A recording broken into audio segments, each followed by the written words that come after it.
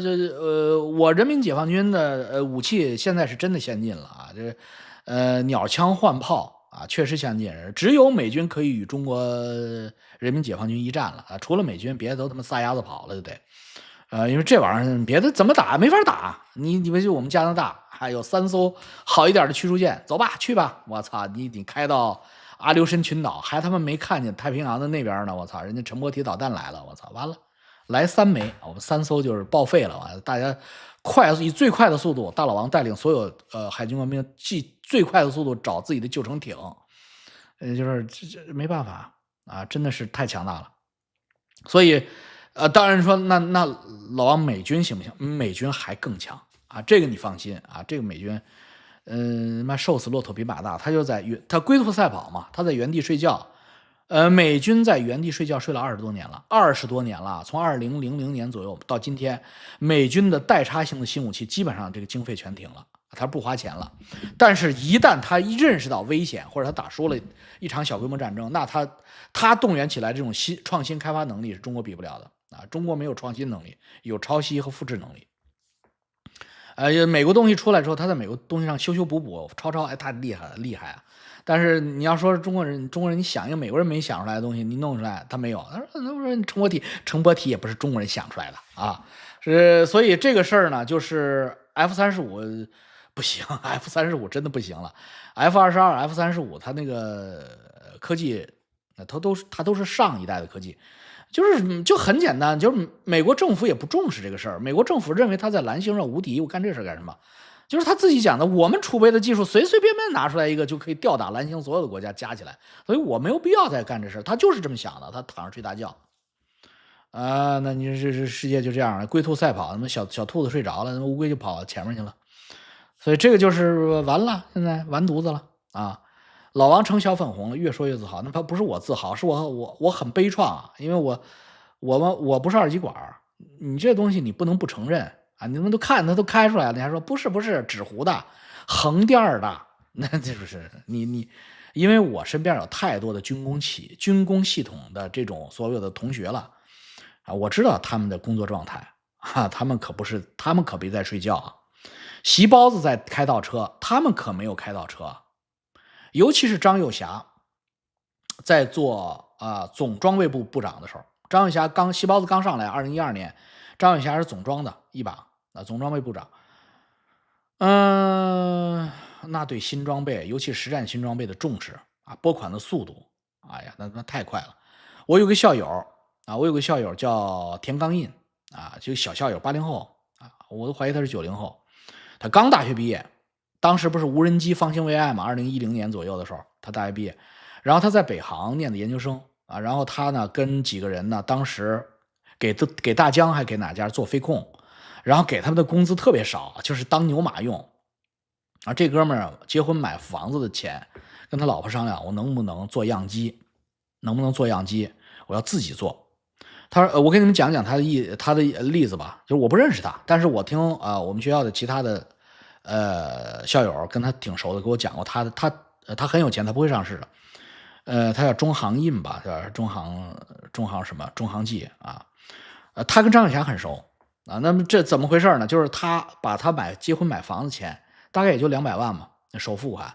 他做了2个样机，什么样机呢？就2010年的时候，无人机啊，大型载重无人机没有。那无人机都是大疆那种飞控的，你今天在俄乌战场看到那个呜咣一下。那个无人机那时候有了啊，那时候有，但是有一块是空白，就是什么大功率的啊，直升飞机长起，你看今天已经拉出来了，今天你们在无人机方队里看起来像个直升飞机，小直升飞机的无人机，那就他们产品。那玩意儿什么呢？500公斤调走，500公斤什么概念？你知道你的体重吗？五岳散人减肥之前也就是100公斤吧，5个五岳散人减肥之前，那个无人机给他调走，飞多远？单程1500公里起，就是我从这儿起飞，我能从北京起飞，基本上飞得快到上海了。就那一个无人机就这么大的运力，他要造这种东西，他造了2个样机，当然样机没有这么强了，但是呢，他只要把钱花到位，他那个样机就出来了嘛。他就跑到珠海航展上去展，2013年的珠海航展，张小霞那时候正是解放军啊，就是负责新装备采购的这个领导啊，张小霞一眼就看见了，因为什么？当时正在南海和印度南海和喜马拉雅山跟印度和菲律宾较劲，遇到一个特别大的问题，就是建筑材料、施工材料啊，你修工事弹药无法前运，一旦开战，你的高速公路或者你的这个运输船被打沉了以后，你怎么去接续你的这个战力？大家懂吧？当年跟中印1962年跟印度打仗，中印自卫防击战打了一半，为什么就是乘胜收兵，就是还要后退呢？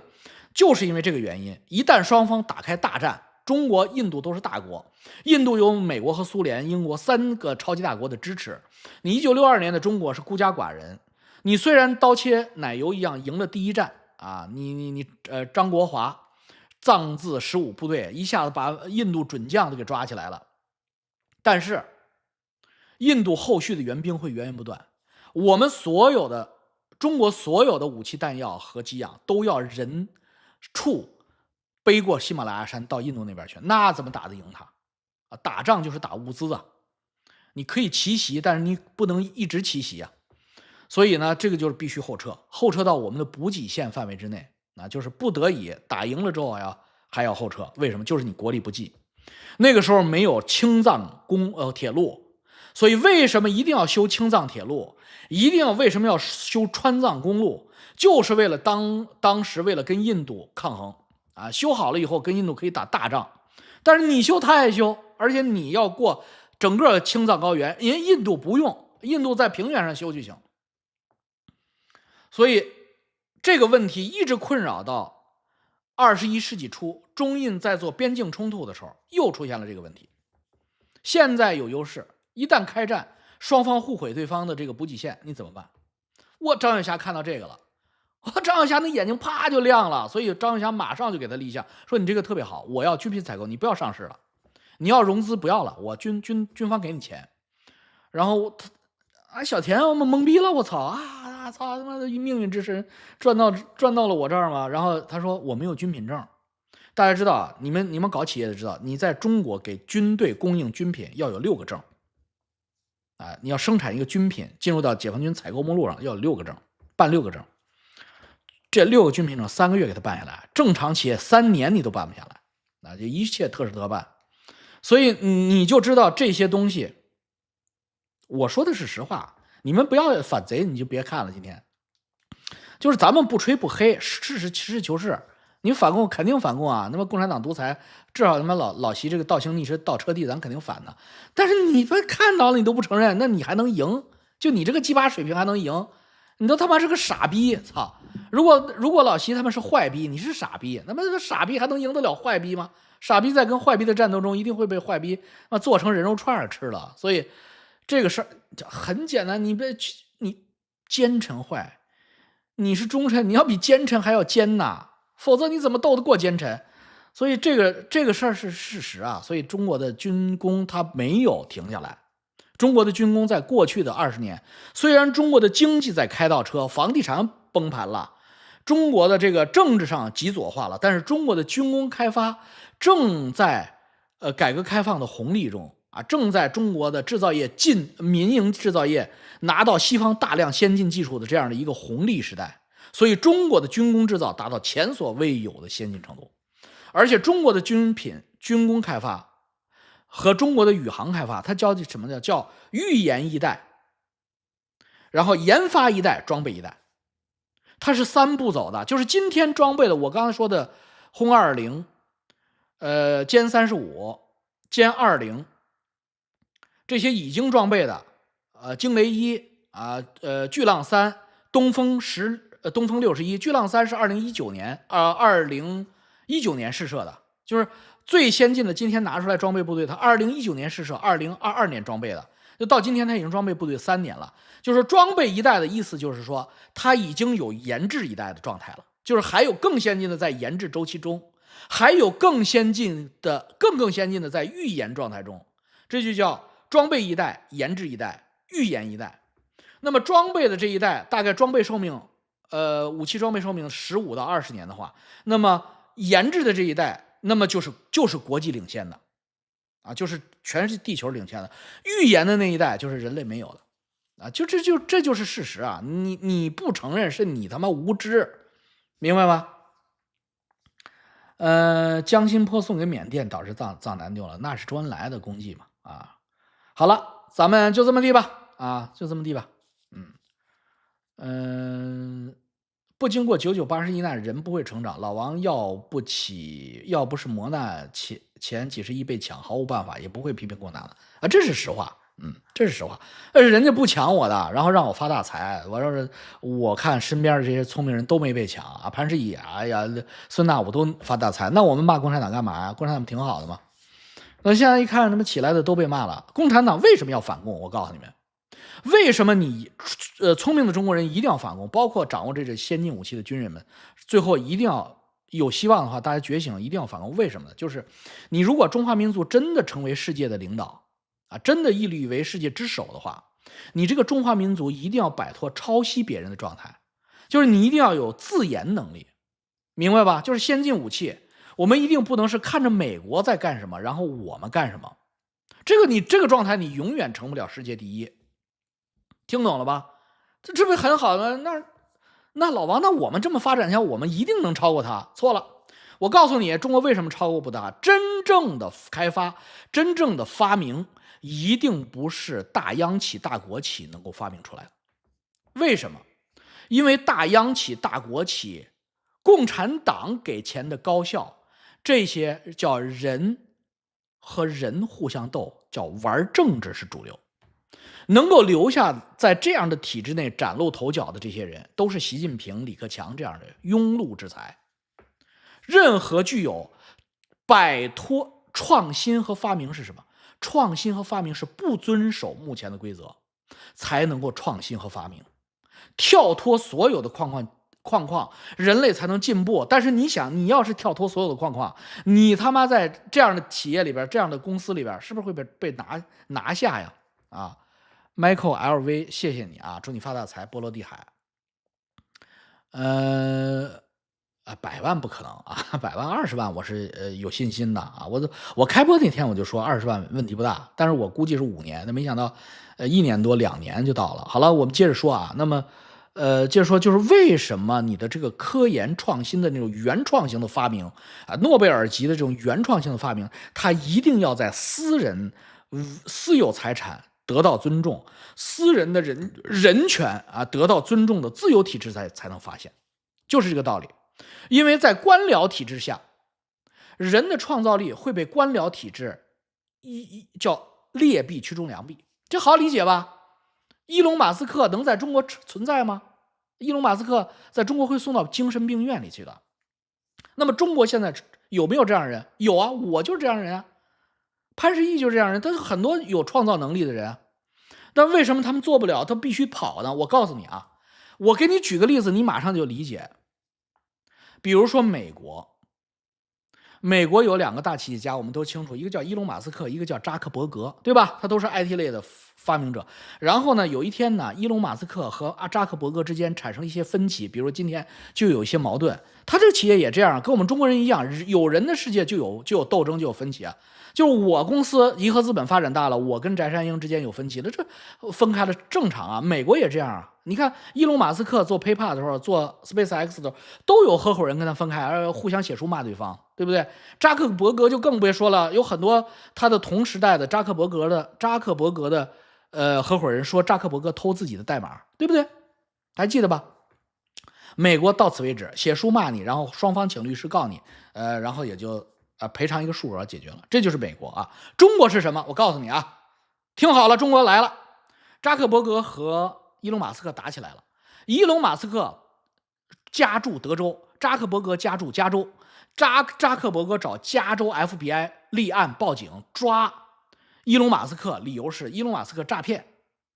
然后伊隆马斯克也找德州 FBI 和德州 CIA 报警抓加州的扎克伯格，说扎克伯格强奸妇女、偷税漏税。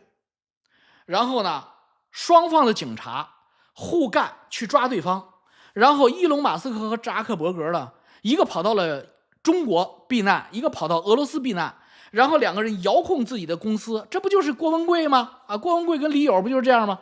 中国所有的商业斗争都是这么玩的。山西那个吕钟楼和他妈的张新明，那我俩朋友那不也是这么玩吗？那山西最牛逼的两个煤老板，那这俩货是上过大学的，而且正儿八经的人民大学啊，学法律学他妈人民大学正儿八经的大本，然后做了山西煤老板之后，很快崭露头角啊！大圆周，谢谢你啊，祝你发大财啊！这个祝你生日快乐，兴隆愉快。但是他俩当时为了收那个哪个煤矿啊，是不是运哎，我忘了，老年执法，反正老年痴呆，反正我就告诉你，他为了抢一个煤矿，然后每个人都在自己的这个警察那儿报警抓对方，然后两个人双就得逃亡啊。开始是在逃亡过程中啊，去澳洲、去加拿大遥控，后来都赶回去了，回去之后坐在自己家警车里边，为啥？自己又跑到自己公安局那儿给自己报警了，就抓我吧，快抓我吧！因为那个公安局长是他的走狗，然后他就走狗就把主人先抓起来，放到自己的警车里，每天带着上下班出差。为什么不坐飞机？怕对方给在飞机场抄了，给带走。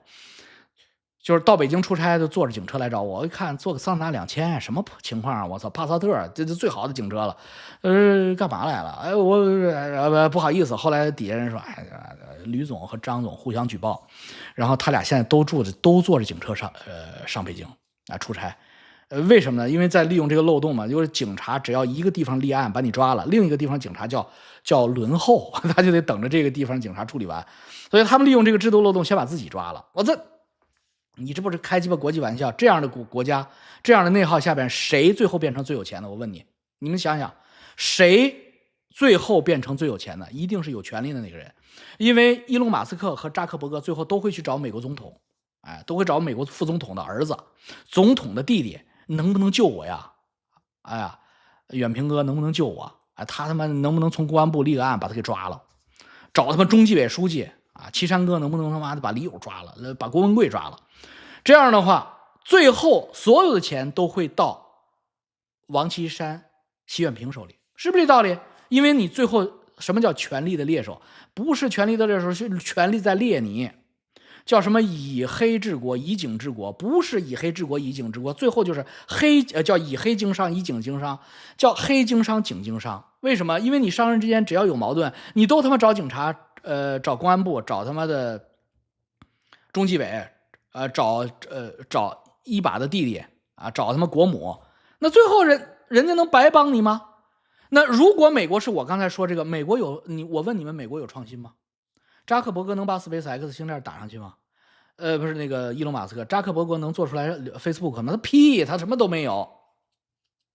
所以整个的国家必须摆脱这种权力垄断独裁体制，必须把人民和自由度放开。啊，把这个法律建立起来，自由度放开，你才有真正成为世界老大的能耐。否则的话，你这个世界老大是抄的作业，真的成了第一名的时候，考你的时候，你就会不及格，你懂吗？就这么简单啊！所以老王不懂军事，平安你懂军事呗？啊，那你懂军事，你说呗？啊，你听我说干嘛？